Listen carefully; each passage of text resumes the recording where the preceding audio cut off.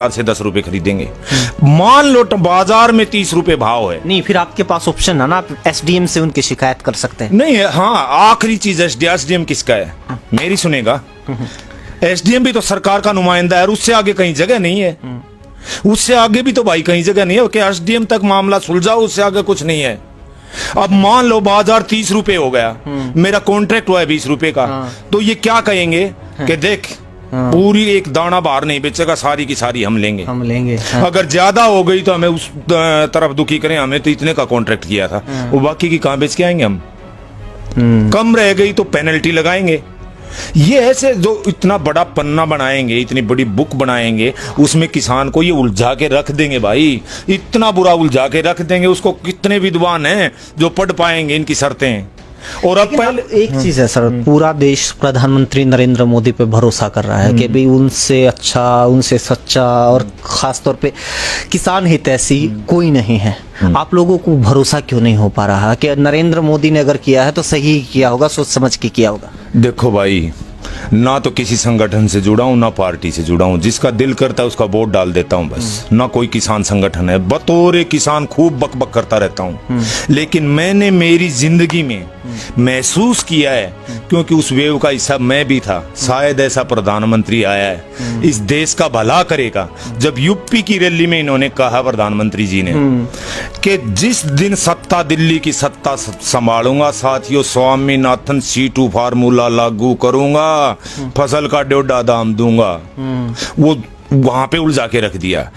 Public ने, हमने तालियां पीटी, गदगद हुए, हम प्रधानमंत्री है, पहली बार ऐसे प्रधानमंत्री बने कि कुछ करेंगे।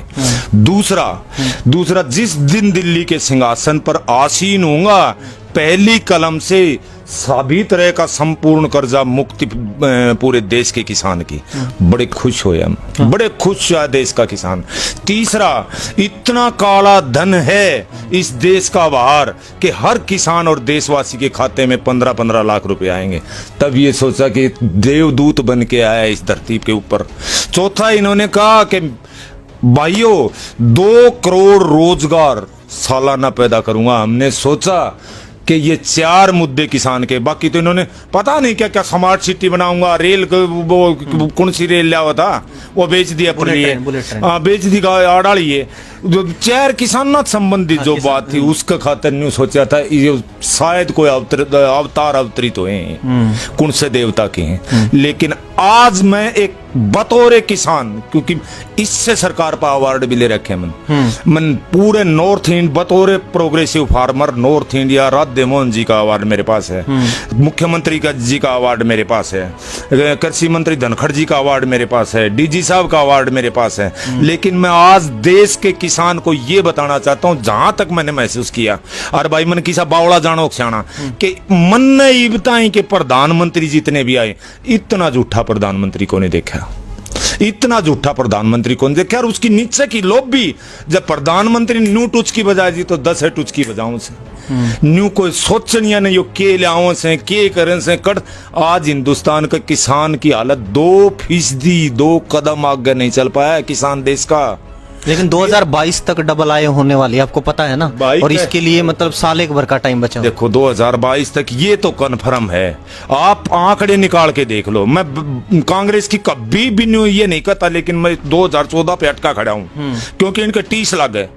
14 और 20-22 तक लागत तो डबल हो जाएगी खेती की, ट्रैक्टर भी महंगा हो जाएगा, समरसीबल पंप भी महंगा हो जाएगा, और भी जितने भी चीज हैं, खाद भी महंगी हो जाएगी, डीएपी भी महंगी हो जाएगी, डीजल भी महंगा हो जाएगा, हमारा कपड़ा भी महंगा हो जाएगा, हमारा कसिया भी महंगा हो जाएगा, हल भी सब की महंगा हो जाएगा। लागत तो डबल पक्की हो जाएगी, लेकिन आमदनी आज इतनी बड़ी OECD संस्था है, 36 देशाई संस्था है, उनके बड़ी बड़ी संस्थाएं के आंकड़े हैं कि 2% इजाफा हुआ है। मोदी सरकार या अपने खट्टर सरकार है पास मात्र 2% इजाफा हुआ है किसान की आमदनी में। और जब सही आंकड़े लगाओगे, अब देखो कितने बढ़िया तरीके से पूरा देश का किसान बेवकूफ बनाया इनने। 6,000 रुपए किसान सम्मान निधि योजना, अरे ये भी 450 रुपए थे फसल बीमा योजना के। मैं तो अंदाजा लगाओ, ये एक बहुत समझण की बात है, जो कोई समझे तो।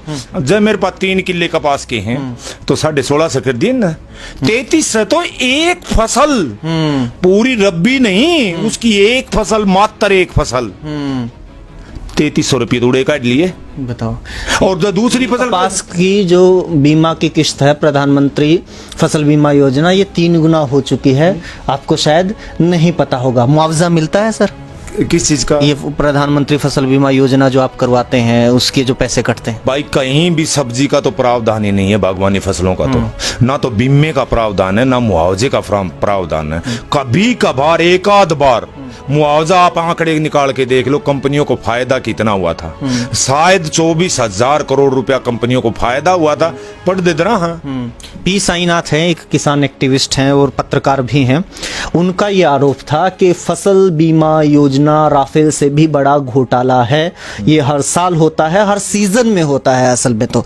सर, 3 अध्यादेशों को लेके लोगों को जागरूक करने के लिए, किसानों को जागरूक करने के लिए अब आगे आप लोग क्या करने जा रहे हैं, किस तरह से लोगों को समझाएंगे?